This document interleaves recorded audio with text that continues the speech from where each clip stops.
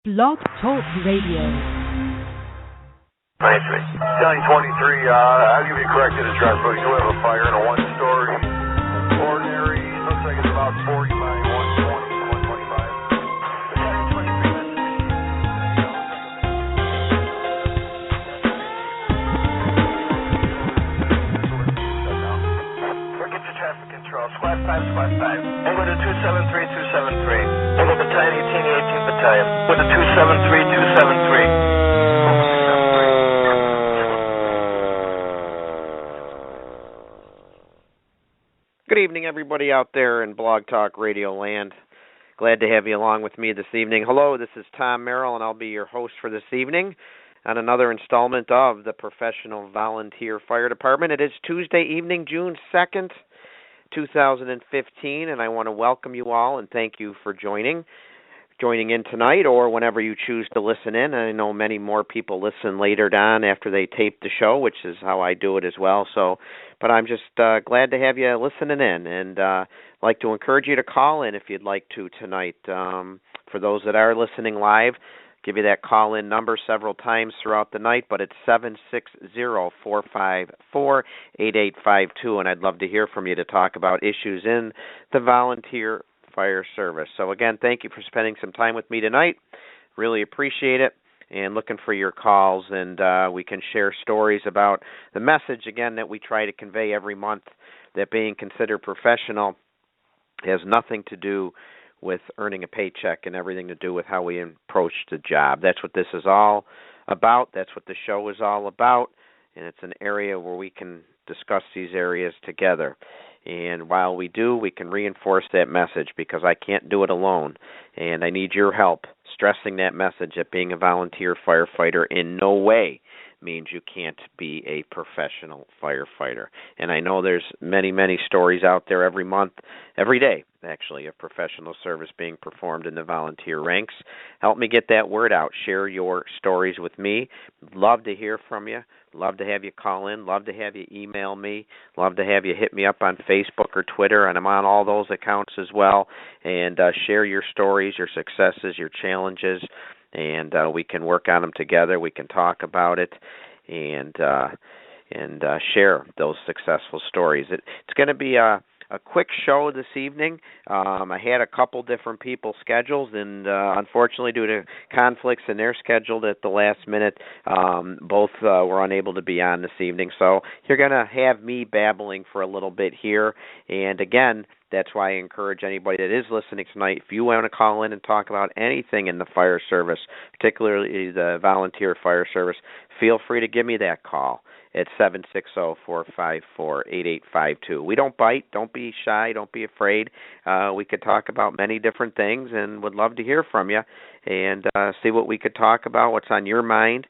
And I know there's a lot going on. Every day we read all the different stories, don't we, on all the different websites and pings that we get on the internet about what's happening in our great fire service. A lot of it good, a lot of good things being done every day, and some things that you just shake your head at. And of course, there are some things that are tragic as well. And it happens every single day. So what's going on in the fire service? And I know if you listen to other of these fire engineering talk radio shows, everyone's been talking about FDIC, which now is almost a month. Well, it's well over a month past now. And I just want to touch on that briefly and say again, it was just an absolutely incredible experience yet again. Bobby Halton and the staff at Fire Engineering in Penwell do an incredible job putting that together. 32,000 firefighters. It's just an incredible week or a couple of days or 3-4 days, however long people choose to spend there. It's time well spent. And not only the training, not only the trade show, but the networking is second to none. And you will meet people from all over the world, and you will meet fire service celebrities, and you will meet just regular firefighters, and everybody is there networking together, having a great time, exchanging stories, exchanging ideas. And FDIC 2015 was another tremendous success. I was just humbled and honored to have one small part of it. with my 4-hour class, the Professional Volunteer Fire Department. Grateful to the staff for choosing mine, and I had a good attendance, and I think it went well, and I'm looking forward to tweaking it and making it even better. And if anyone would like me to bring that out to them, I'd certainly be happy to do that. And you can reach out to me again, email tamerrill63@aol.com. I'm on Facebook. I'm easy to get a hold of. I'm on Twitter, and I'd love to talk to you. I'd love to bring the presentation out. But FDIC 2015, fantastic experience, and I took another probably 20 pages worth of notes in the different classes that I went to. As a matter of fact, now I have a file drawer in my home office that is nothing from the various conventions I go to, mainly FDIC. And I was actually thinking about that, because do you just take notes? Do you take notes to begin with when you go to training or conventions? And what do you do with those notes? And I've been talking to some people about that. And, it's good to take notes. It's muscle memory. It reinforces things. You can review them. I like to pull them out on the airplane on the way home and review them. But you know what? Then what? Do they just sit and collect dust? What's your plan for putting that training and the information you learned? What's your plan for putting that to good use? There's a lot of different ideas on it. I can share with you what I've done over the years, and I think it's been successful. I handwrite the notes, obviously, in class. My handwriting isn't all that good, so what I like to do, within a couple of weeks of getting back from a convention or FDIC where I took the notes, I like to sit down at a computer and type them out on Microsoft Word. I like to review them then.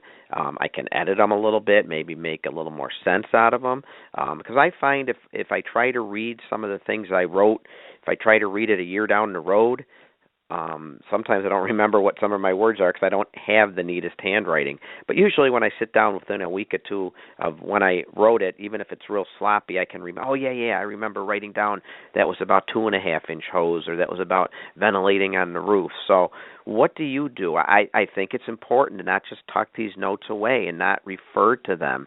So my little strategy has been, I take the notes and I type them out, a week, 2 weeks, 3 weeks later, and then I file them. I try to break it down into some sort of file system that makes sense, whether it's engine operations, ladder operations, officer and leadership, and I have folders that I put them in, and I can pull them out. When I was a training officer, I could pull them out and refer to them.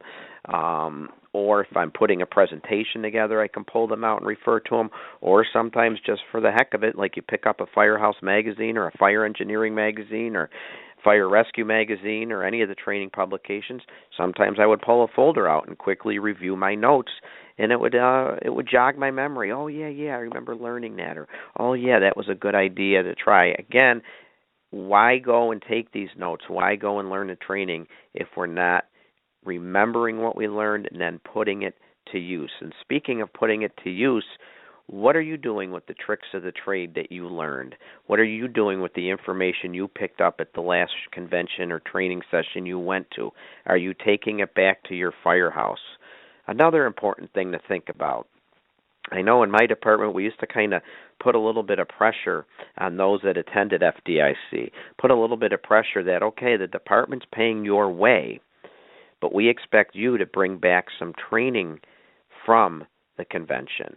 And our officers still to this day get together and from time to time put on training drills.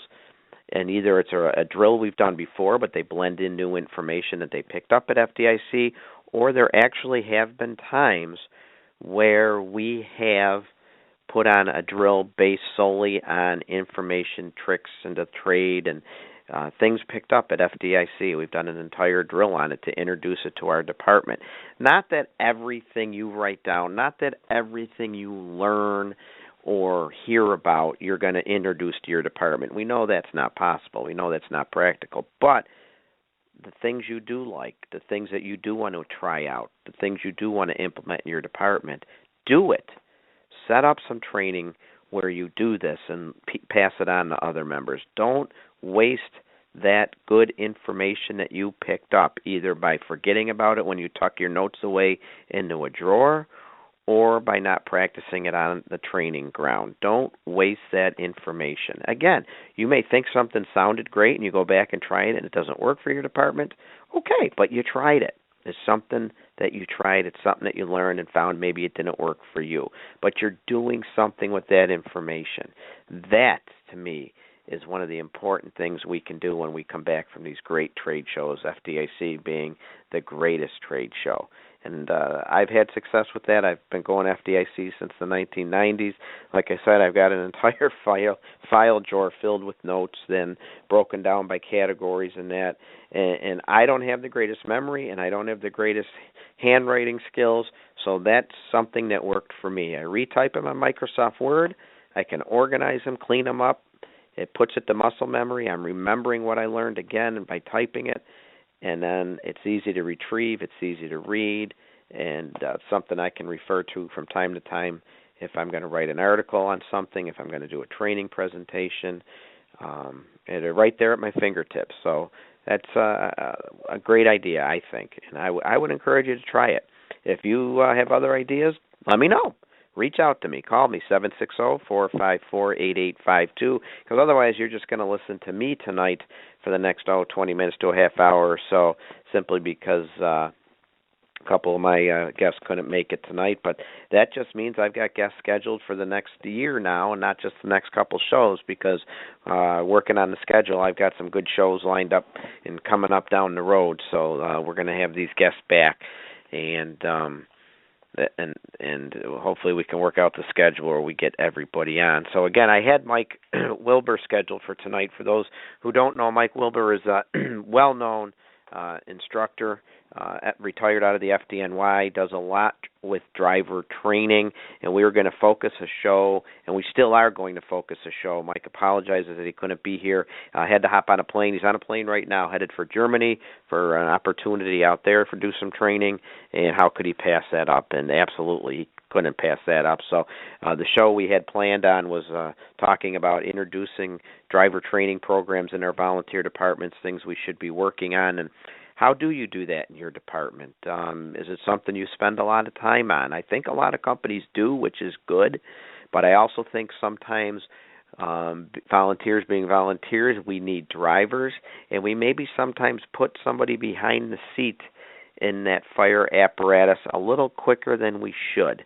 because hey, we need to get the rig out, right? We need to get that truck out. We need to have a quick response. So maybe we're not getting the training on, not offering the training as good as we should, spending as much time as we should. So we were going to talk about that. So how do you do the driver training? Do you have a formal program?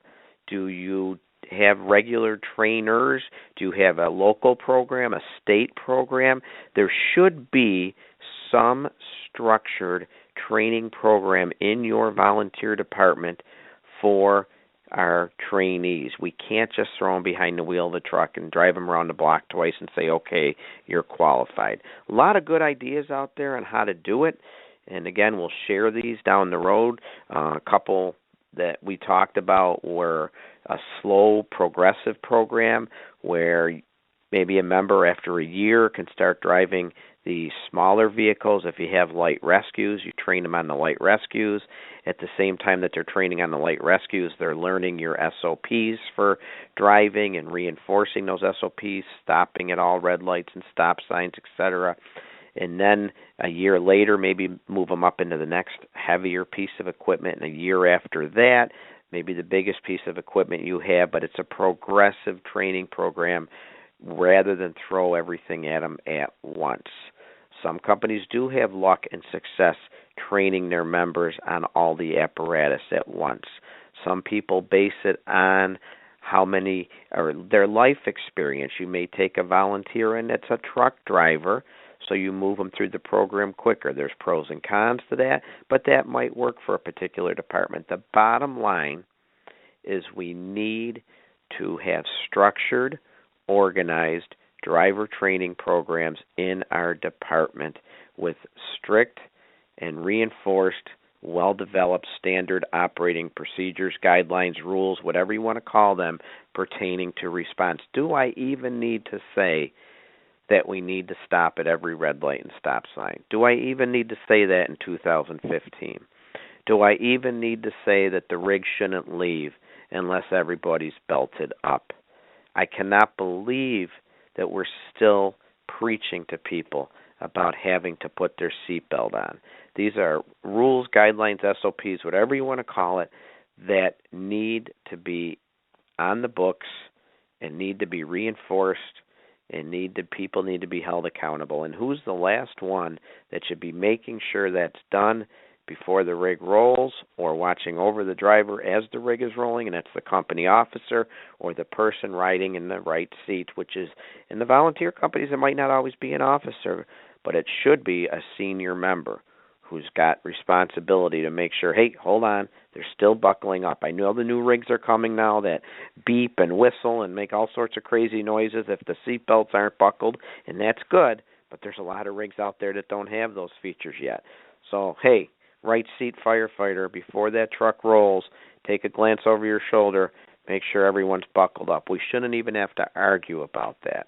And again, hopefully on the next show or on a show coming up down the road a little bit, we're going to talk about that with the great Mike Wilbur, talk about these rules we should be having, talk about these programs we should be having, and even the controversial program, which it's gaining momentum, albeit slowly, throughout the United States, and that's the modified response programs, reduced response programs, however you want to refer to it. Bottom line is, the thinking is that every response doesn't necessitate lights and sirens.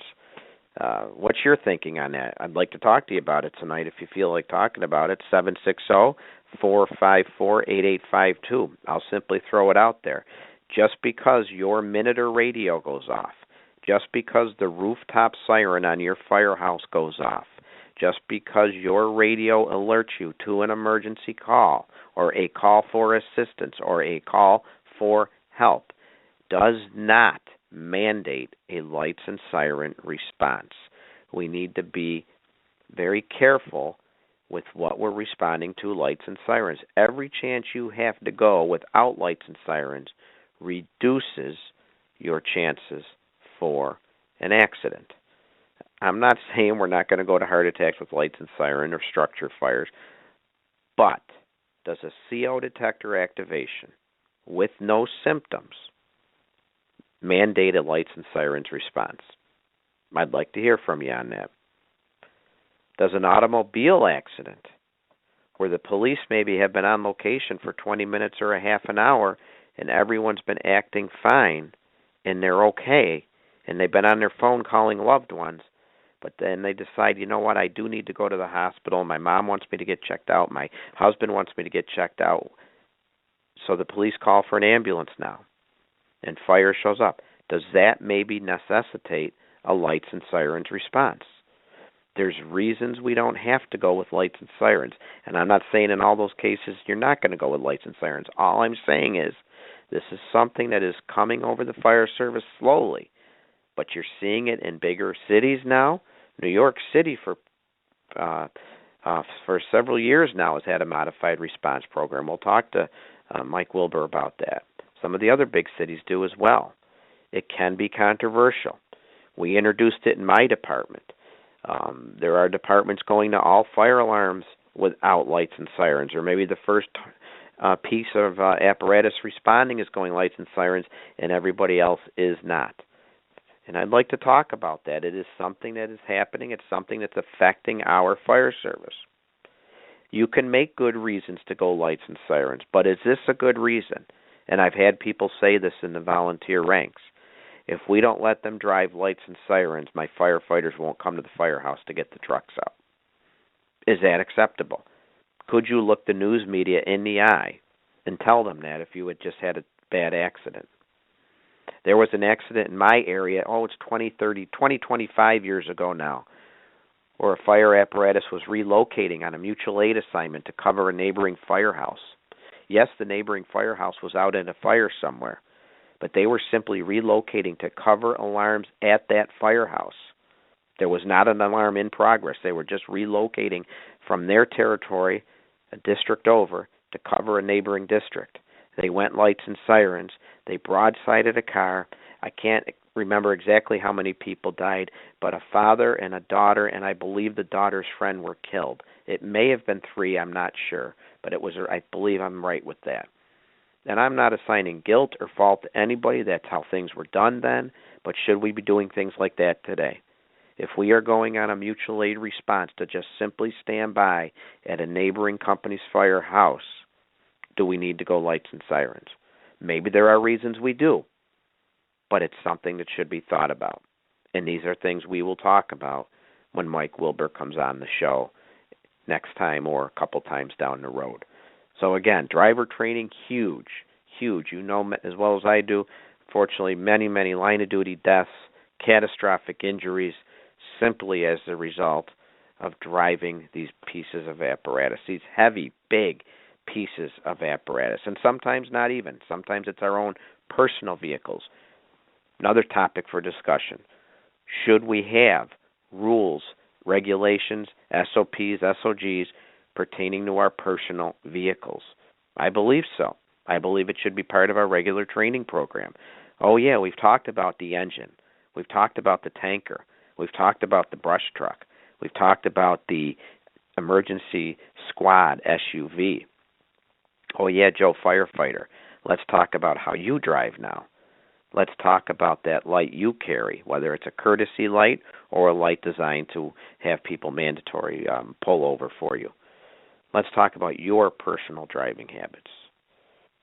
And you know what I like to play in that too, or talk about in that too, is how you represent the department. You have that big license plate identifying you as a firefighter. You have that light identifying you as a firefighter. You have that sticker identifying you as a firefighter.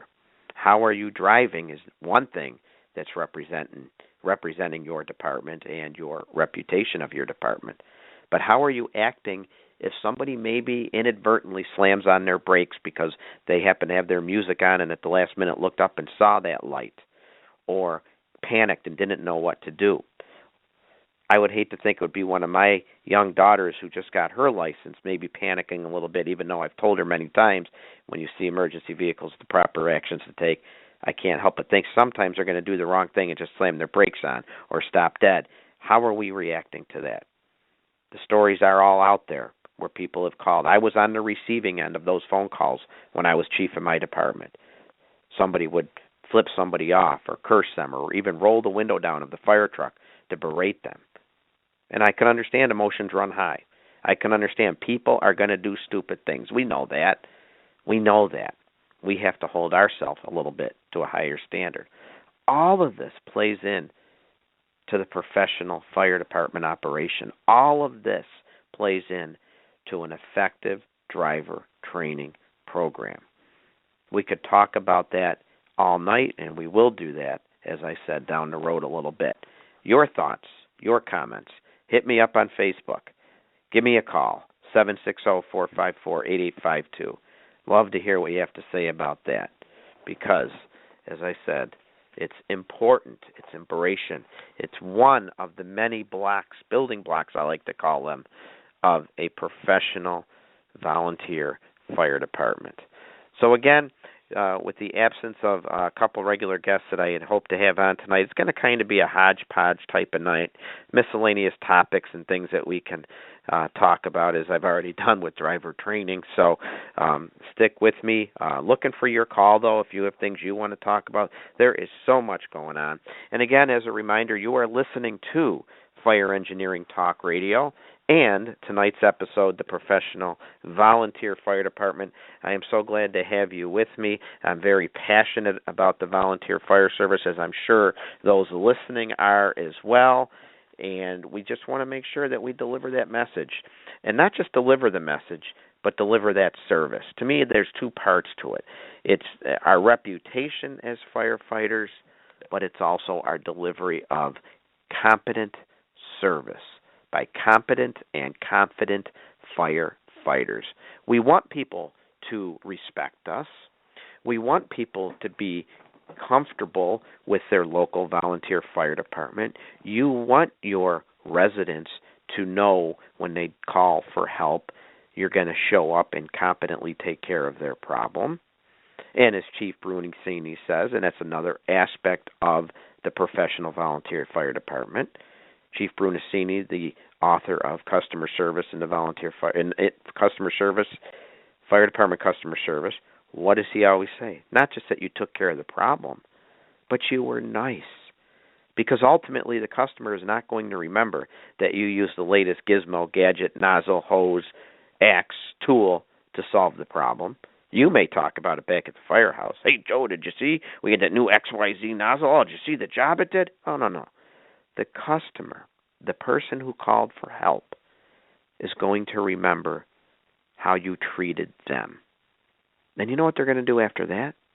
They're going to tell others how you treated. That is part of the professional fire department as well, paid or volunteer. People are going to call us for everything. Isn't that right? I happen to work, my paid job is in the dispatch center. And I got to tell you, we sometimes do get burned out. We take a lot of routine calls, and we do sometimes wonder why people are calling for the things they call for. I was listening to a podcast recently, a fire engineering radio podcast, and Chief Salka said it best. He said, that's why we're called the fire service. We provide a wide range of service, and people will call us for everything. And that's true. And I think sometimes we need to remind ourselves of that. And if you're a leader in your volunteer firehouse, if you're a senior member in your volunteer firehouse, help pass that on, reminding your current members and introducing your new members to that mission statement, that you are the fire service. Another thing, another component, another building block in the professional volunteer fire department. How are we introducing our members to this great service that we provide? Are we just simply throwing gear at them and saying, welcome, start going to calls? Are we sitting down and talking to them, explaining our mission, explaining what people think of us, explaining what people expect us to do, and letting them know they're part of this great team that we have delivering this service? That's another part of the professional volunteer fire department. We have to get the buy-in. We have to get the acceptance from our members. And we have to start delivering that message and reminding our members from time to time, because we can all fall off the wagon a little bit. What's the customer going to remember? You showed up, you took care of their problem, but more importantly, you were nice. And can we be nice on the fire ground? Can we be nice at that scene? Do we need to engage them in arguments at the scene? I don't think so. I think there's many different ways to deal with people on the scene, but remember, they're having a bad day. And the last thing that we want to do is have any type of confrontation or appear that we have no interest in taking care of their problem. You know, sometimes it reminds me of some stories, because sometimes after a fire or a serious incident, as firefighters, we're pretty happy with the job that we did, aren't we? We're pretty happy that we did a great job, and we may high-five and whoop it up a little bit. And I'm not saying we can't do that, but we have to remember that that person having a bad day is watching. So we have to try to act appropriately, and we have to try to have empathy for this poor person that's having a bad day. One thing we like to do in my department after a fire, after the scene is safe and after overhaul is complete, we always like to bring the homeowner in to show them if we know where the fire started, possibly go over what caused the fire, but then also take some time to explain the actions we took, why a hole was in a wall, why a hole was in the roof, why we had to take a countertop out. Whatever we had to do, to calmly explain to the homeowner or the business owner why we did what we did. And it went over pretty well. But one thing we learned, before we took the owner through, we always got the word to the firefighters operating inside that the owner would be coming through, or the family would be coming through, because we didn't want any inappropriate comments. You know how we can be. We can be overhauling, and things can be pretty loose inside, right? And that's fine. That's part of who we are. But when that homeowner or that homeowner and his family or her family come in, we got the word to the inside crew, all right, let's have empathy.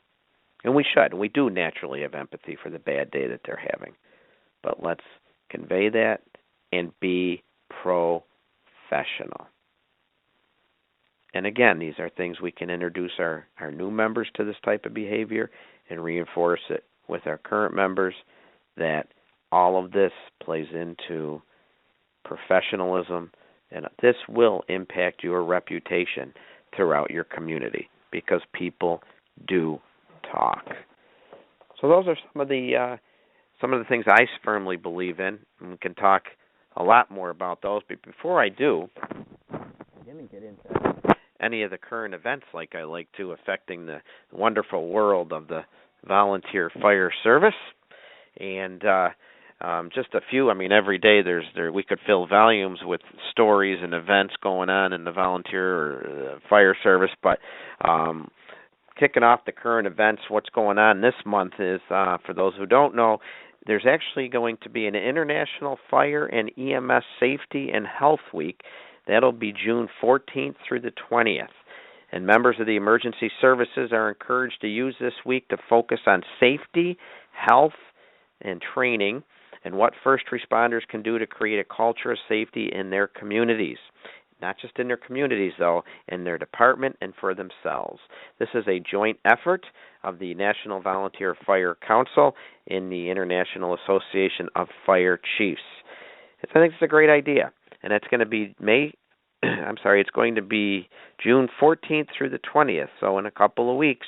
It'll be International Fire and EMS Safety and Health Week.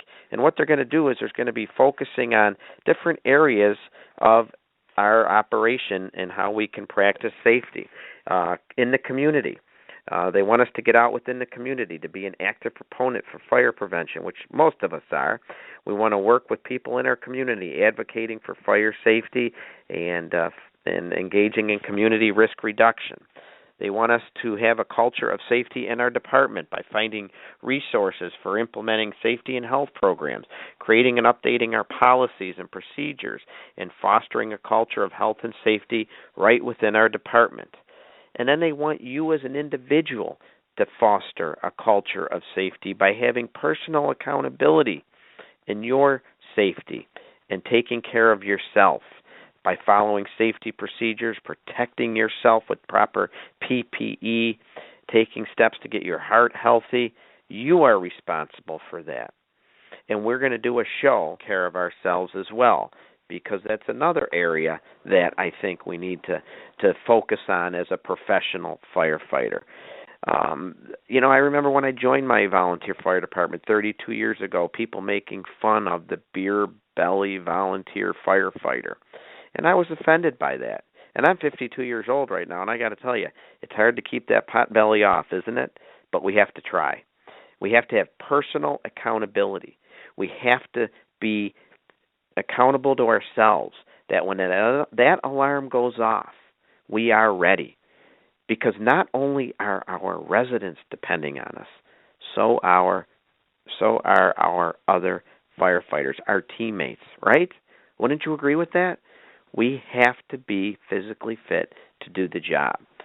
So this is a great week to maybe step back and take a look at different areas that we can concentrate on. And it's the International Fire and EMS Safety and Health Week, which will be June 14th through the 20th. A lot of information available on the National Volunteer Fire Council website and the International Association of Fire Chiefs website as well. Get out in your community, get out in your firehouse, do things together. Here's an idea. The good weather's hitting, right? Well, where I live, it takes till June before the good weather finally hits. It was 46 degrees here on Sunday. Last week it was in the 80s. I live in just outside Buffalo, New York, so you understand. We love it here. We love it. Today it hit 60 and it's sunny, so it's okay. But how is this for an idea? Get together with some firefighters in your firehouse and take a jog. Take a walk. Do something together. Take a drill night and practice physical fitness. Take a drill night and put the gear on and play dodgeball. Take a drill night and do something to send the word that you are serious about physical fitness. Do you have any 5Ks in your community? I'm sure you stand by at them with an emergency vehicle like we do many times following races, right? Get a team together. Put that proud fire department T-shirt on to show, look at the members of your volunteer fire department are taking care of themselves. They're going to be physically fit. They're in the 5K. They're walking in the 5K. It doesn't matter. You don't have to run. You don't have to be a runner. Do something. And if you don't like doing it on your own, everyone's got best friends in the firehouse. Do it with some of your members in the firehouse. Join a gym together. Join a hockey league together, a baseball team together. Do something and work out together. But, man, I'll tell you, there's nothing better. We were in a 5K together a couple of years ago, and we all ran together. We weren't doing it for time. We were doing it as a team.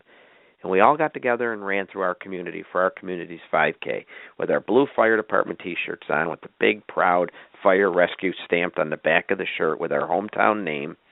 And we had some people actually clapping for us and applauding us. Sends a great message. Sends a great message. Helps with that professional image.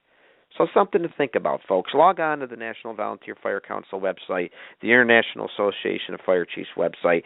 Check it out. International Fire EMS Safety and Health Week, June 14th to 20th, where we can focus on safety and health in our communities, in our fire department, and within ourselves.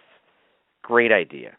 And speaking of the National Volunteer Fire Council, you know, I didn't know much about them, honestly, until I had my guest on a few shows ago, Candace McDonald, talked about social media, and she turned me on to a lot of great information that they have on the Fire Council website. And so I've been following them pretty closely. And they are focusing now, they're about to launch a volunteer recruitment portal to help combat the declining volunteer problem we have in our country and actually everywhere, don't we? It's a very, very serious problem. You know, there's I think I read it that there's 69% of all the firefighters are volunteers. There's like 786,000 volunteer firefighters in the U.S. That's 69% of the fire service. And estimates are that volunteers are saving communities $140 billion a year. That's incredible. But as you know, as you probably in your own department, what are we facing? We're facing a serious challenge of recruiting and retaining members.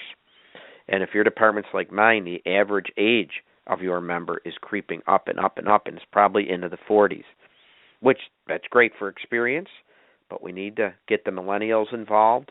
And studies have shown that the millennials want to get involved. We just need to reach out to them. Well, the National Volunteer Fire Council is launching a recruitment portal for fire departments to help decline in volunteerism. And this is going to actually start this summer.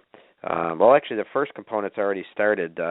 You can log on and create a department portal where you can register for this campaign, and then you can post your volunteer opportunities.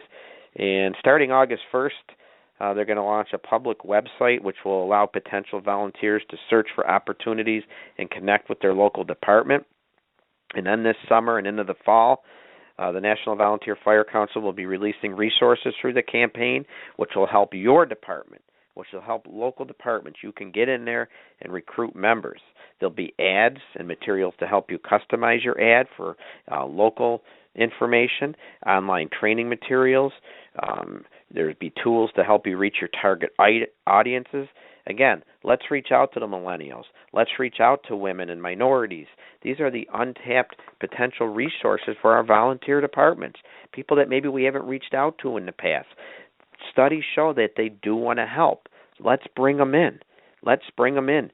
Research has definitely shown there's a strong interest in volunteering among the millennials and also minorities. So let's bring them in because they're our untapped market for resources. So again, go on to the National Volunteer Fire Council website. You can read about this. It's a great thing that they're doing, and it's starting now.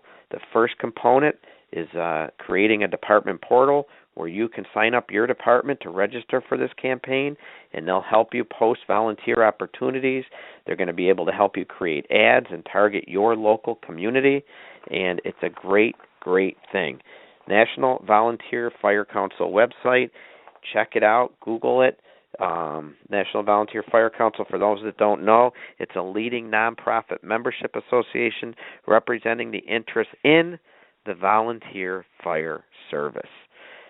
Check it out, people. They are doing a lot to help deliver the message that volunteer firefighters are professional firefighters. But we need help. We need help. And this is a great campaign to help us out.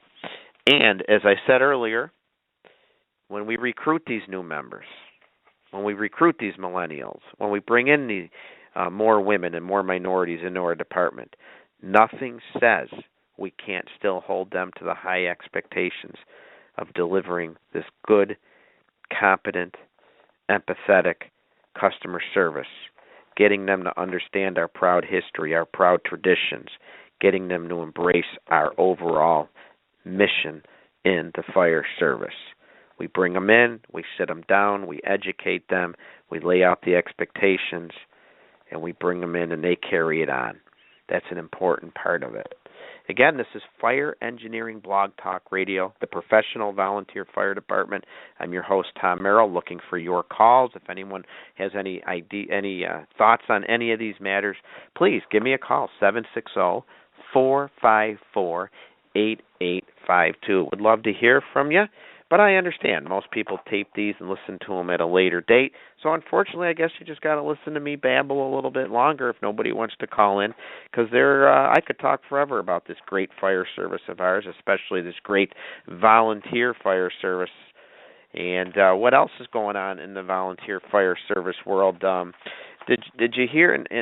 I came across this news article that there was a local newspaper in Pennsylvania. You know how the newspapers, they like to dig in and do some investigative work. Well, one of the newspapers in Pennsylvania was doing some investigating about a month or so ago, and they did a big story about how Pennsylvania doesn't require any training for volunteer firefighters. And I was kind of surprised at that myself, but again, it doesn't paint all the firefighters as bad people or untrained or poor, nothing like that at all.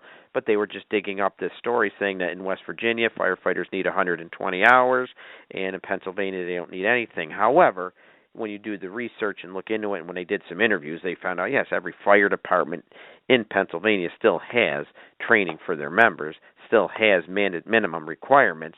It's just in Pennsylvania it's not mandatory. So it definitely sparked some debate, some interest. I was kind of curious about that. What are they doing in your area? Do they mandate that you are trained before you can step into a fire truck? The state does have programs in place in Pennsylvania where departments can get certified and where they are trained to a similar level as West Virginia, but I guess not everyone does it because, again, they do it in-house. And their studies, when they went around and talked to firefighters, the volunteers want mandatory training. They feel that they're being trained to a good level, a high level. But this investigative report found that it's not mandatory. So I was just curious about what they're doing in your area. Shoot me a note on that. Shoot me an email, tamerrill63@AOL.com, or catch me on Facebook or Twitter. What are they doing in your area?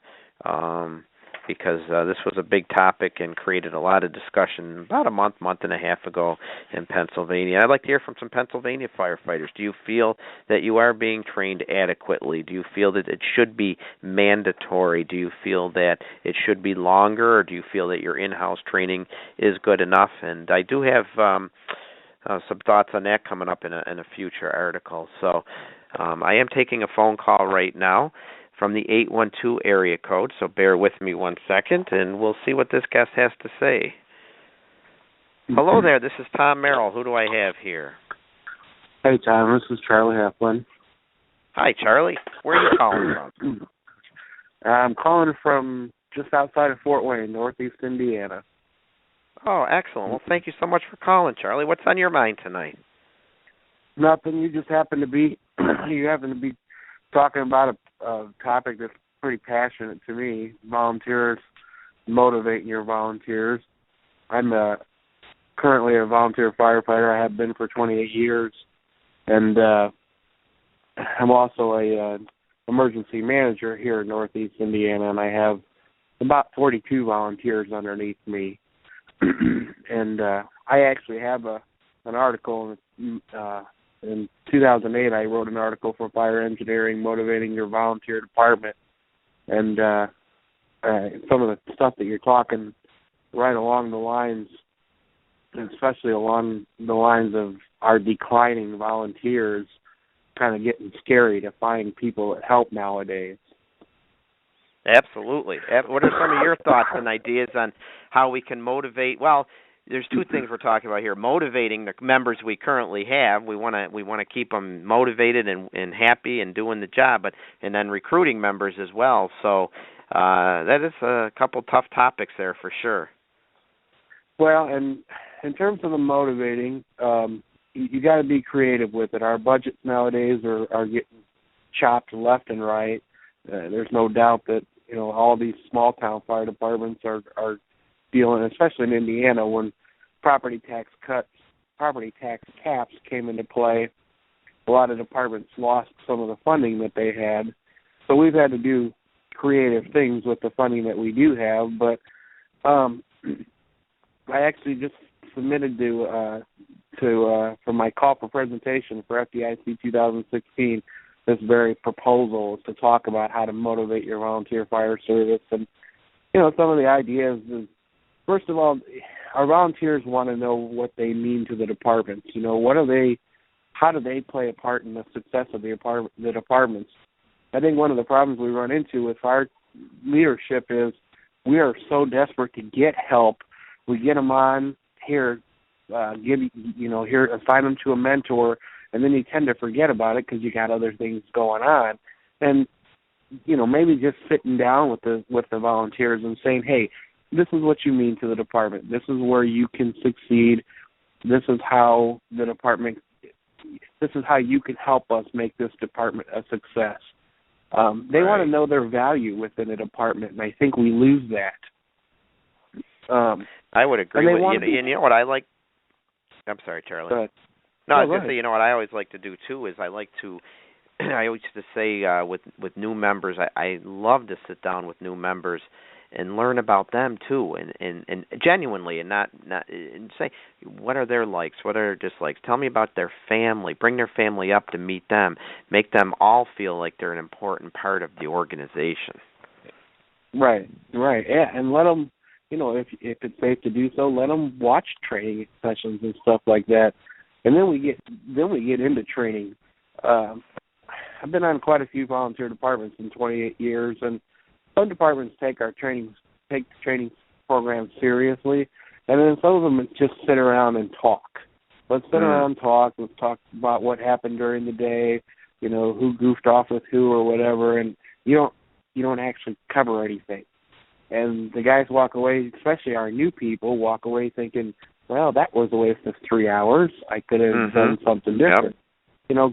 Give them quality training sessions where they walk away from feeling challenged and feeling like they actually learned something. I always said if our people are taking the time to go to training drills after they come home from work, after they come home from their paying job of 8-10 hours, after they come home from working in the field, whatever they're doing, we owe them quality training drills. They can't walk away feeling like you just said. You don't want them thinking they wasted their time. That's for sure. Right, exactly. I'd like them to be able to walk away after every training and say, you know what, I remember this, and this. I will remember this, and this out of the training. And one of the, I'm not sure how long you've been in the fire service, but one of the greatest things I've found as a lieutenant and an officer is when a guy comes up to me later and says, remember that skill you taught me in class? I got to use that, and, man, it saved my life. Or, man, you were right on spot with that. Nothing better than that. What a great compliment. That's a pride for you, and, just makes you think, okay, I'm going to keep doing this, because that keeps pushing you as a chief officer as well. Right. There's nothing better You know, than taking that new member and giving them those tools and seeing them excel, and then come back to you and say, yeah, you were so right. That helped me so much. Yeah, and you know, and that's important too for our chief officers and our trainers, especially our trainers, to stay on top of the new technology, to stay on top of the new training programs. You know, here in Indiana, we've completely switched away from the IFSTA manuals, and we're going with the fire engineering curriculum, and it's all new to us. I mean, it's a lot of it's the same stuff we learned. It's just being taught differently.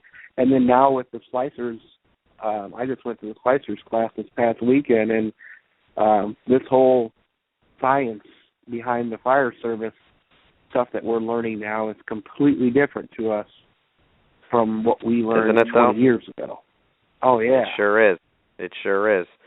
And, well, you know, that's another part of just being a well-rounded professional firefighter.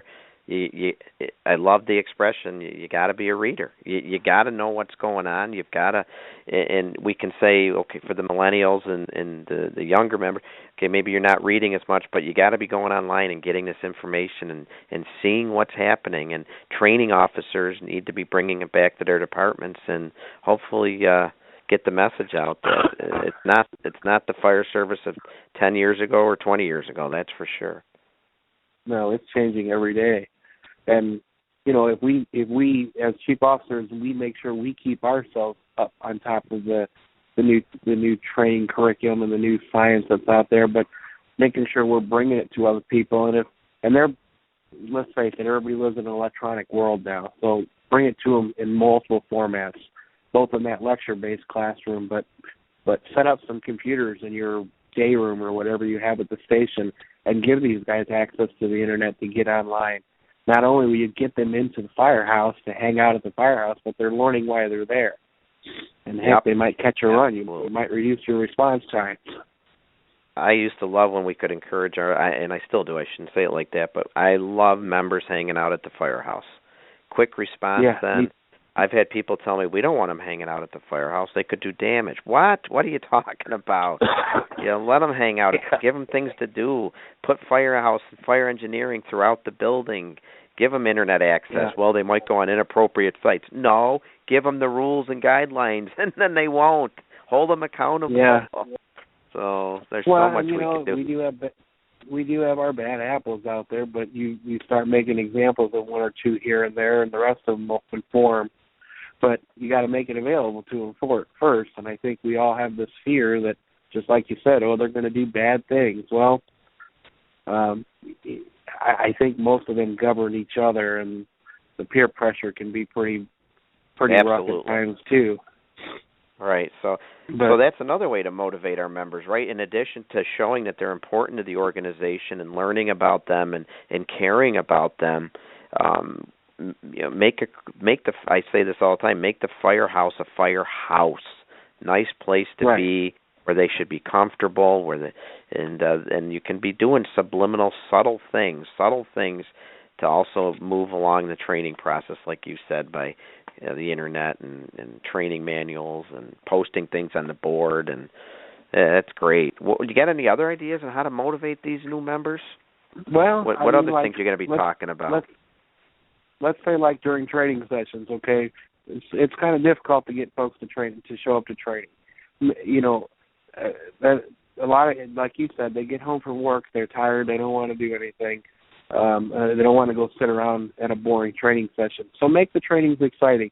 Let's say you do let's say SCBA drills, or we're teaching them to follow a line out. We let them go in with their black masks on, with their hoods over their head, whatever they do. They feel on the line, they go in, they search a room, and then somewhere along that line, they find a $25 gift card, and that just, hey, this is cool, or they find a gift card or something in that room while they're searching that as a reward for participating in that training, Wow, things like that. I never ever thought of something like that.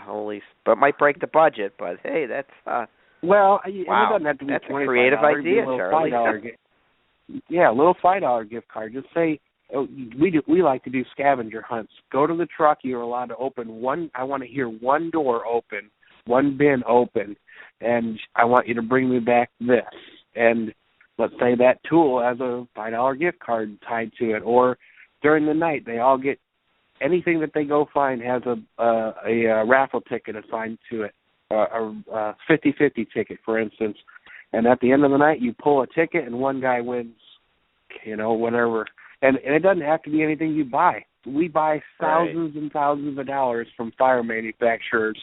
They've got hats, T-shirts, and stuff like that they love to give away at FDIC. Why can't some of our departments nab onto some of these things and say, hey, here's a prize, here's a T-shirt for tonight? That's a neat idea.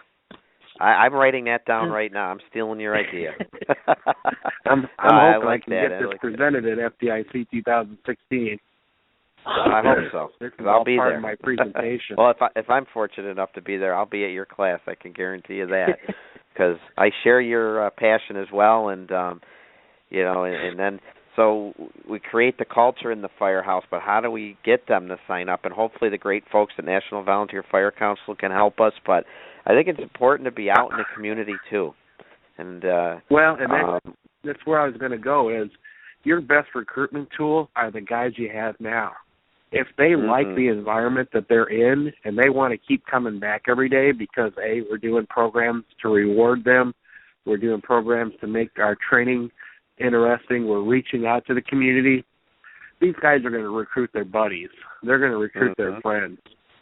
I'm a firm believer that recruitment starts right here with the people that you've got, but they've got to have pride and enjoyment of what they're doing before they start saying, hey, come on with me, Because I'm going to tell you, the guys, their buddies are going to see them having a good time, and they're going to talk about it. They're going to get back from a 2-story structure fire that went great, and that's all they're going to talk about for the next 2 days. Especially with the way we are with fire service nowadays. We don't see a lot of working fires in our volunteer community. Right. So when things go well... Go ahead. I actually had a first-hand experience with that with our junior members. We have junior members that are 16, 17, and they were back in the school the next day excitedly talking about the car fire training drill that we put them through. And they, under normal conditions, they're not frontline firefighters. They don't pack up and put fires out, but under controlled environment, we can slowly teach them how to pack up and how to be on a line and in the right controlled training environment, start having them work on car fires and things like that. So they went and did that, and the next day they were so excited it reverberated through their high school ranks. And the reason I know this is because one of my daughters goes to school with them and came home and told me about it. But right there, they're planting the seed with other kids in the school. That's one example of how that passion, that excitement can lead to the members. And then sometimes it's just being out in the community at a Home Depot detail where they have a community day or something, and you take a rig down there and open the compartment doors and bring people over to look at the rig. And, hey, by the way, did you know we're volunteer? And most of the time people will say, you are? They have no idea. Yeah. Oh, and here's an application if you're interested. Exactly. One of the things we did in another community I come from is we had what they call the Home Fire Life Safety Program, and we took our folks out and we knocked door to door. And we said, hey, we're from the fire department. We obviously were in our nice uniforms and everything. The truck was sitting there on the block. We'd ask, can we come in, and would you care if we come in and do a home inspection? We just give them an idea of what we're looking for and why we're in there. It gives us an opportunity to kind of pre-plan the houses. But we meet our people that are supporting us, because let's face it, these are our taxpayers that are putting these trucks on the road, the fuel in the trucks, the uniforms on our guys. So it gives us an opportunity to talk to them. We meet them. We take a can of canned smoke, spray it up in their smoke detectors, make sure their smoke detectors are good to go. Some states actually have smoke detector swap out programs where if your smoke detector's bad, that provides you another smoke detector. All that kind of stuff is good PR, and it gets the word out there. And when you knock on the doors where these potential people that are, hey, I've always thought about being a firefighter. How do I go about it? Hey, well, while we're here, here's an application. Here's what we do.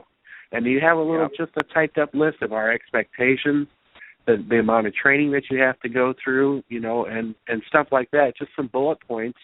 Here's what it entails. Here's the training. Here's how to get on board. Here's what we expect of you after you're on board. Great idea, and that just all fits into that whole professional equation. When you leave that house, when you leave that person, they are impressed, and they think to themselves, "Wow, I want to be part of that organization." Yeah. That works sounds like well. you got your act together out there. That's in Indiana. You guys are on it. So you're helping sell that message. That's great. Well, I'm a huge Twitterer, and I actually tagged you on a tweet just a little bit ago when you started the program. But I'm out there constantly trying to push this industry, and just like when we go to fires, we want to leave it a better place than we found it, or at least don't make anything else get worse. Same thing in this business. We want to leave it a better business than what we found it. And absolutely, and the person in need doesn't know or care if those providing the service are volunteer or paid. They just want they want their problem taken care of, and they just want some good, competent, and like I said earlier, empathetic service. And we just need to continue to attract people and then deliver that message to them that that's what we're going to provide.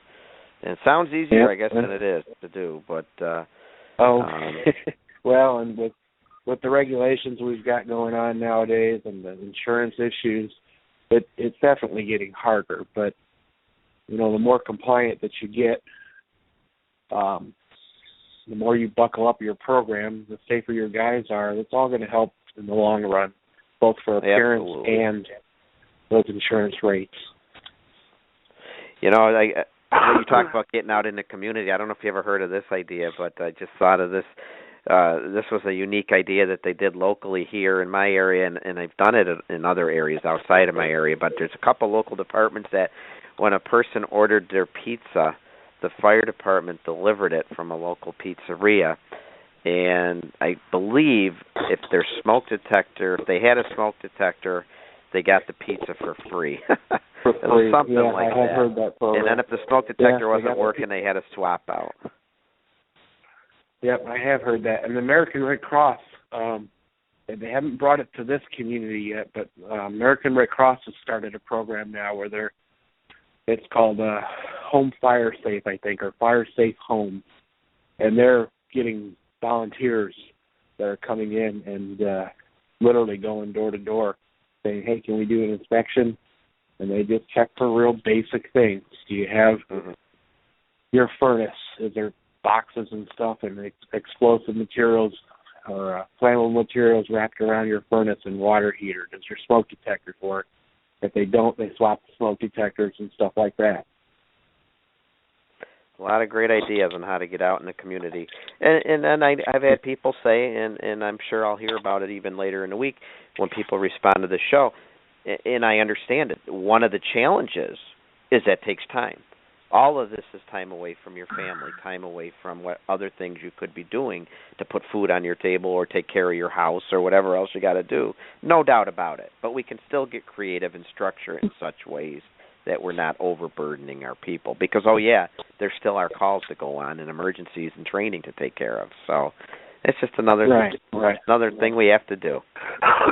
Yeah, but we can make it fun.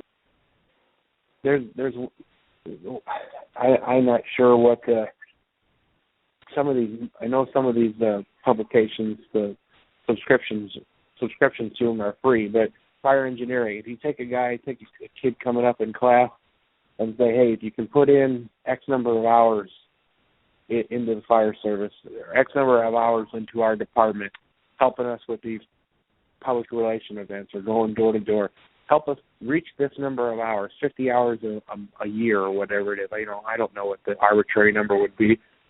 You reach this and I'll pay for a year subscription of Fire Engineering Magazine for you.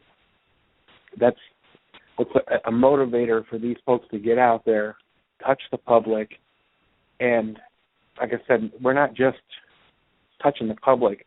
Every house that you walk into, you're pre-planning it. You're looking around, hey, this is a fire hazard. This is what if we ever have to come back here to this house, remember, this is a hoarder house, We we don't normally pre-plan residential structures, but I don't know about you. Every time we go on a medical call, which is 80% of our calls, I'm pre-planning. I'm looking around. I actually talk about that in my class, Shirley, is one of my aspects of when you're on these calls. It's also, to me, a part of our officer development.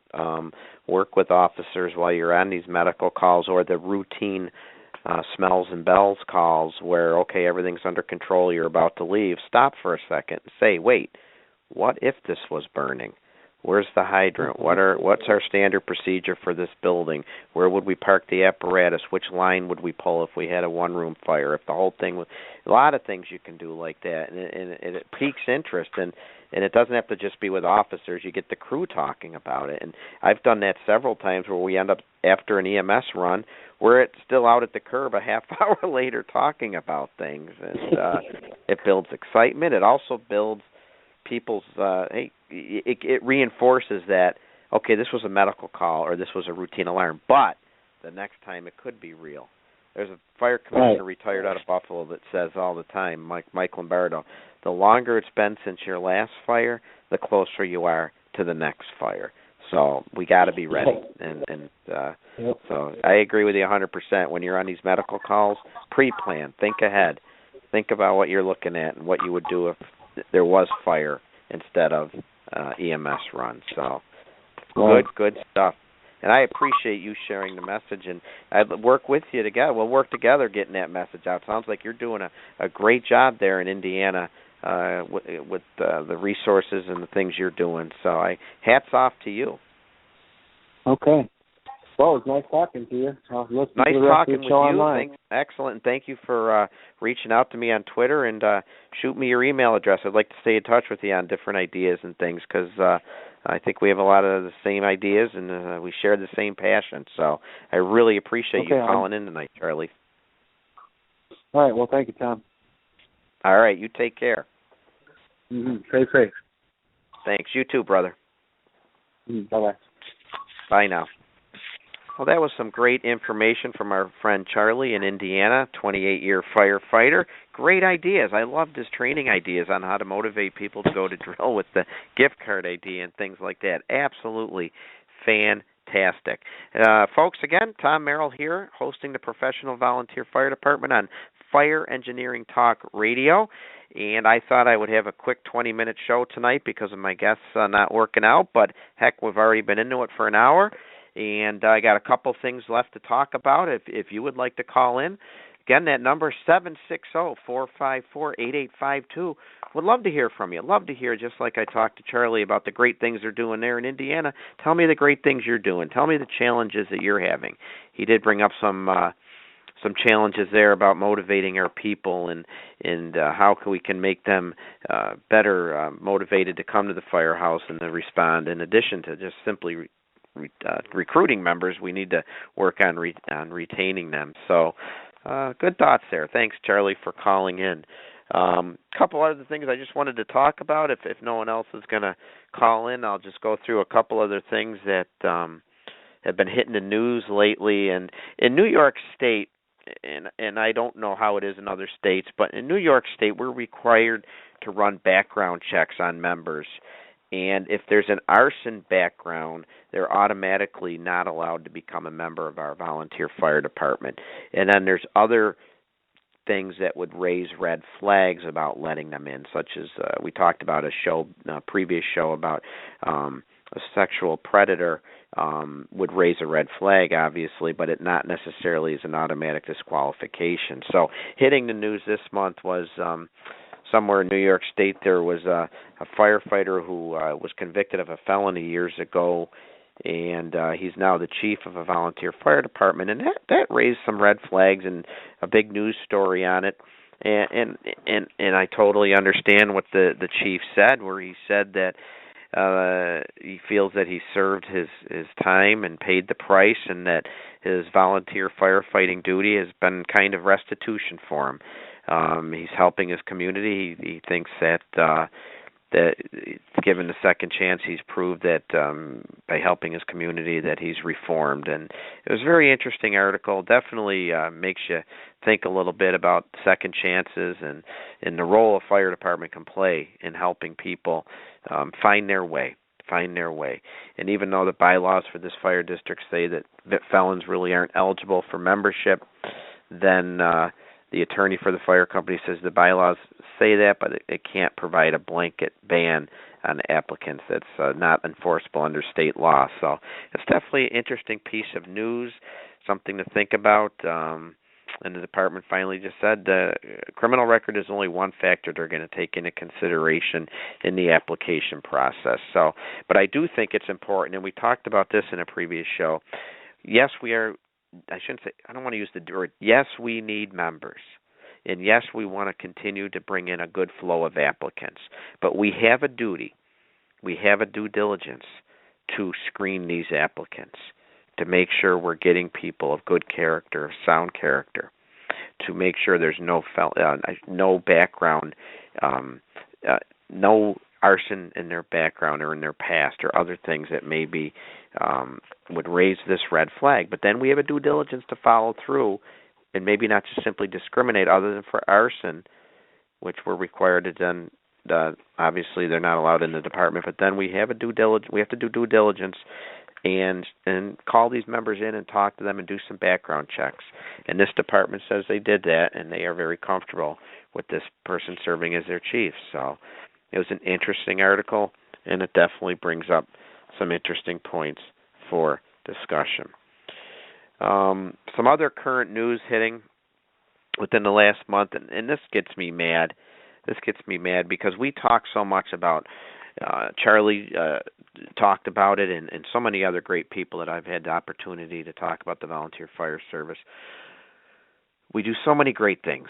We provide such great service. We do things so honorably in our firehouse. I like to say all the time how we come home from our 8-hour or 10-hour or in some case 12 or 13 or 14-hour day at the office. We help our kids with their homework. We take care of what needs to be done at home. We coach that little league game, and we look at our watch, and it's 8 o'clock at night or 8:30 at night or 9 o'clock at night, and it's off to the volunteer firehouse now to take care of some other part of our job that we're expected to do up there. Not looking for any accolades or anything like that. We do it because it's part of who we are as volunteers. And I get so mad when I read about, and in my state it's almost daily, where we pick up the newspaper and we read stories of scandal. We read stories of unethical behavior. We read stories of people doing things that are just completely illegal. And in a lot of cases, it's our elected officials. It's people that are in high office, or it's very well-paid administrators, business people getting paid a lot of money to do jobs that they're either not doing correctly, they're bungling, or, God forbid, they're doing things illegal or unethically. So I get mad enough about that. But then I get really mad when you read about it taking place in a volunteer firehouse. And understand we all can have bad apples in our midst. But we need to take the steps to, whatever steps we can, to limit the chance of it happening in our firehouse. I would say it's on a regular occurrence, and I just read about one within the last month again, where there were some embezzlement allegations in a local volunteer fire company. And it had to do with problems that came up in an audit. And the department wasn't following recommendations and did not have good safeguards in place for trying to prevent misappropriation of funds from happening. So it's another thing we need to add to our to-do list is to make sure that we are taking the steps necessary in our own volunteer fire departments to ensure we have a checks and balances system, to ensure maybe we are having 2 signatures on checks that go out to vendors, to ensure we do have treasurers and co-treasurers or a board looking over the bills that are being paid in the financial statements and things like that, just to prevent these types of things, because we work so hard to create a good image and have a good reputation in our communities that one news story can affect us for many, many years. Again, National Volunteer Fire Council has some sidebars and some information that links to safeguards you can put in place in your department. Recommend that companies look that over and look at your own company and be honest and see how you're doing in your own company, and being honest about whether you could implement some other safeguards, because we really want to make sure that it doesn't happen in our home, in our backyard, because we work so hard for our good reputation. And sometimes bad things happen, and it can lead to what happened in Iowa. A poor volunteer fire company got into a dispute with the city council, and all the firefighters were let go, and they contracted with another fire department. And the bottom line is that happened to come because of money and politics. The volunteers claimed they wanted the volunteer funds. The city wanted control over, but city leaders said no. They just want accountability for those funds. And it's just something that, again, it's tough times out there today. Cities are struggling, municipalities are struggling, fire departments are struggling, and we need to play nice in the sandbox and make sure we are being accountable with our funding, and that we are working as best we can with council leaders, city leaders, town leaders, politicians. We all got to work together. And it's bad when you read stories like this where a fire company can just be simply let go. And it's just a different world today. A couple news articles hit, both from the state of Maine last month, or a couple months ago now, where fire departments were being sued because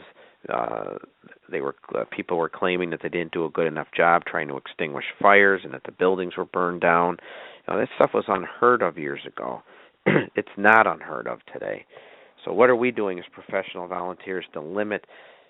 You're never going to 100% eliminate the possibility, but what are we doing to implement good procedures in our firehouse to maybe limit the potential for lawsuit against us?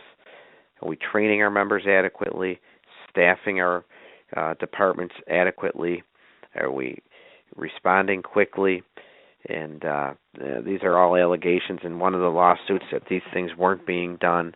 And it's up to the courts to sort out. But it's just, as a volunteer, do you have time to deal with lawsuits? And that's lost time now for work for these people that, have a regular job. Now they have to go to the take time off of work to go to court. And it's just unfortunate that would happen. I was going to talk about some mutual aid problems today, but I can see it's been about an hour and 20 minutes. I'm probably going to wrap things up quickly here. I'll save the mutual aid for discussion for another day, but I said something earlier, and I'm going to say it again just as a little tidbit of information on my feelings on mutual aid. Play nice in the sandbox. People, ensure we're all struggling for manpower. We've talked about that a lot tonight. So ensure you have adequate resources responding either automatically on an auto aid assignment or mutual aid if there's a confirmed fire. And have it set up where you can just say, send me a second alarm. Please don't specify individual departments. We need to work with our neighbors. Our residents want that. They expect that. So we're going to spend a show on mutual aid and auto aid and the importance of it and the importance of learning to work with neighboring companies. If there's a simmering feud in your area, because something happened 20, 30, 40 years ago, even if it was just a year or two ago, go out for a cup of coffee, sit down, work together, solve the problem. We all ultimately are charged with the same service. Let's deliver that service, that professional service, to our residents, and then work with your dispatch center, your communication center, to have it all in the CAD, on paper, whatever works for you, where they can just simply say, give me a second alarm, and the closest resources are coming. Enough said on that. Just wet the whistle there a little bit for a future show talking about mutual aid, because it is important to have that set up. I can get a little pointed on that. I did want to share a success story with you. We had some firefighters get shocked last month in the Michigan area. 5 firefighters responded to a scene, and they thought somebody was in cardiac arrest. They didn't realize he was electrocuted from overhead power lines, and they were working on him doing CPR. And a couple firefighters got shocked because something was still touching the power line. And one of the firefighters went into cardiac arrest. It was only a 38-year-old firefighter. And but you know what? Because they had AEDs on the apparatus, they were able to quickly hook that firefighter up to an AED, shock him, and bring him back.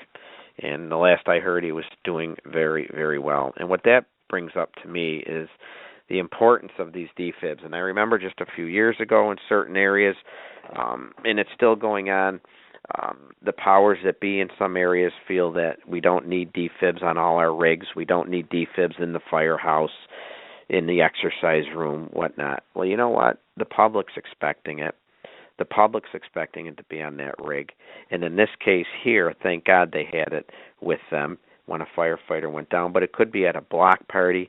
You could be on a detail. You could be on a food run with your truck, and either a citizen or, God forbid, one of your own members goes down, and you will be glad that you have that defib. I remember making the arguments once about putting a defib on a ladder truck.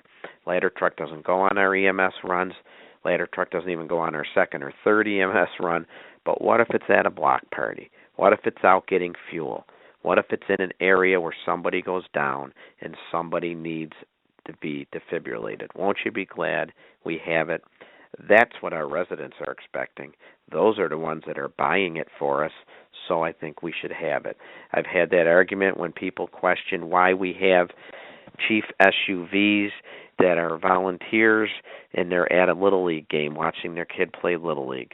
Well, when I was a chief with my SUV, I can't tell you how many times I reached into my EMS kit and brought out ice packs and bandages and sometimes even splints because something happened on the ball diamond.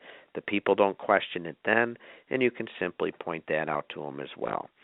Something that's expensive that we're carrying now, and I've actually seen it save more lives, I think, than my AED, and that's EpiPens. They're very expensive. They expire. I've had to make the argument several times when I was chief on why we want to purchase them. I've seen them save lives, and our people are expecting us to have them. So when I read these stories about defibs bringing people back, whether in this case it was a firefighter who dropped or whether it's just at a community event, or when I hear stories about EpiPens being introduced, or now we're carrying Narcan to help overdose patients revive, these are the things we should be carrying. This is responding to our community's needs, and this is what people are expecting us to have as professional fire departments. Last month we talked about junior programs and the success they can bring your department in recruiting and retaining members. And one of the things we talked about was how even if these juniors only stay in for a short time, we're giving them lifelong lessons, and we're providing them with incredible training and really preparing them for the future, even if it's not in emergency services. We are just giving them lifelong lessons in leadership, working in teams, gaining valuable skills. Well, this was evident just last month in Wisconsin. I believe I'm pronouncing this right. Well, it actually happened in Florida, but this young teen from Waukesha, Wisconsin. He's a junior firefighter, I believe, in Waukesha, Wisconsin. He's down in Florida on vacation, and he witnessed a drowning. A little 6-year-old boy was drowning at a hotel.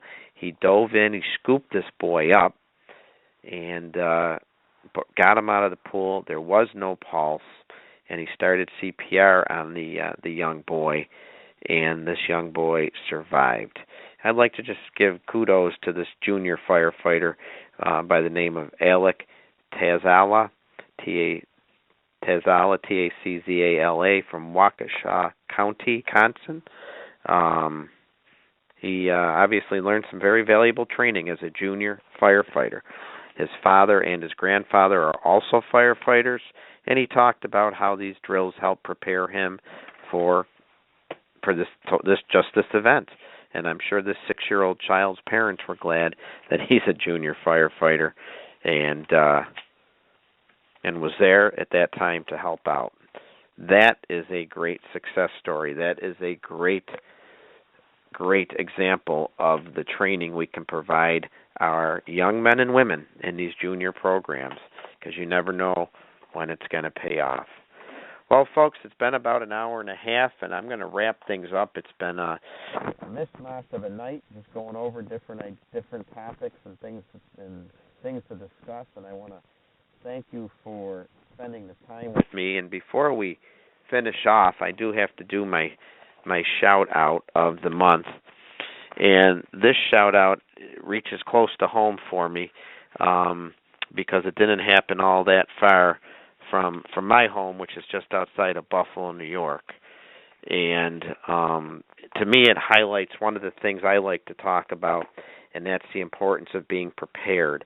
One of the things I talk about in my professional presentation is whatever your role is in your volunteer firehouse, the professional in you means you are prepared to fulfill that role. Not every volunteer member of a volunteer fire department is necessarily an interior structural firefighter who's going to be taking the line in and putting the fire out. Not every volunteer member is going to be doing CPR on somebody. We all have different roles. All departments have different rules and the types of members that they bring in. But being a professional volunteer means whatever your role is, it's being prepared to perform to the level you're expected to. And there was a fire in Baldwinsville, New York, back on May 3rd. Baldwinsville is not too far from here. It's the Syracuse, New York area. And it was a beautiful Sunday afternoon. And there was a young girl who was placed in her crib for her afternoon nap. The mother and then a young brother went outside to play because it was a nice day. The 4-year-old boy ran next door because he was outside running around, so Mom went over to follow. And when she looked back to go home, there was a fire at her house. So the call was made to the fire department. The Baldwinsville Fire Department responded. They responded immediately and arrived within a couple of minutes. They had a horrific scene with a mother screaming. They knew they had a 2-year-old that was trapped in the fire. And crew members, including a deputy chief, made entry, gave it their all, went upstairs to the bedroom, scooped the child up, and got the child out of the house. Unfortunately, the child did not survive. It was a horrific experience for those members. But it's a reminder of why we train. It's a reminder of why we take this job seriously. It's a reminder of why we need to be professional. Every Baldwinsville firefighter that day can hold their head up high for performing the way they did. Those who were interior frontline firefighters were prepared to do the job. Those that were drivers and outside firefighters, people putting ground ladders up, people helped getting kinks out of lines, were prepared to do the job. Those scene support personnel, people important to the operation outside, were prepared to do their job. The call came in at 14:31 hours. This company was prepared to respond. They were on scene within 3 minutes. They had a second alarm transmitted. They didn't have to specify where it came from. They had auto aid or mutual aid pre-planned. They were prepared ahead of time to be a professional operation. The child was found within 4 minutes of the call being dispatched, within actually just a minute or two of arriving. The crews went in and did their best to get the child out. They got the child out, and unfortunately that child did not survive. But the child did not survive because the department wasn't prepared. It just was too hard to get to the child in time. This was a prepared department who did a very, very good job. Responded immediately, got in quickly, worked hard, made the grab, and unfortunately it just wasn't in time. But they were prepared to do the job. That's what being professional is all about. So tonight, I'd like to give a shout out to all those firefighters and the mutual aid companies and everybody who responded on May 3rd, Sunday, May 3rd, the Baldwinsville Fire Department. Kudos to them, sympathies to them and to the family and everyone affected by that tragedy. But they did a good job. They did the best they could because they were prepared to do the job, something that definitely plays into the equation of being a professional volunteer fire department. My next show will be July 21st. We might have Mike Wilbur that day, I'm not sure, but other shows on topics will be, as I said, mutual aid and the importance of it. My other guy, I forgot to mention who my other guest was trying to be scheduled tonight. It's Tim Klett, who's an FDNY lieutenant. I'm going to do a show focusing on engine operations in the volunteer firehouse. We're going to talk about that. I have other programs coming up on recruitment and retention. If you'd like to reach out to me again, it's Tom Merrill. My email is tamerrill63@AOL.com, and it's MERRILL. I'm on Facebook. I'm on Twitter. I'd love to hear from you. As I said all night, I want to hear it from you because I don't know it all. I don't pretend to be an expert on the volunteer fire service, but I'm passionate about the volunteer fire service. Share that passion with me. Let me know what you're doing. Let me know the successes and what's happening in your area. And the Baldwinsville Fire Company, again, a shout out to you because you did one heck of a job. You were prepared and you are professional. Thanks for tuning in tonight, people, wherever you happen to be listening from. Please remember that being professional has nothing to do with earning a paycheck. It has everything to do with delivering competent and compassionate service and taking care of not only our customers, but our own members as well. Developing, maintaining, and upholding a professional reputation is the duty and responsibility of all firefighters, paid or volunteer. Stay safe. God bless. Thank you for tuning in. We'll talk to you again on July 21st.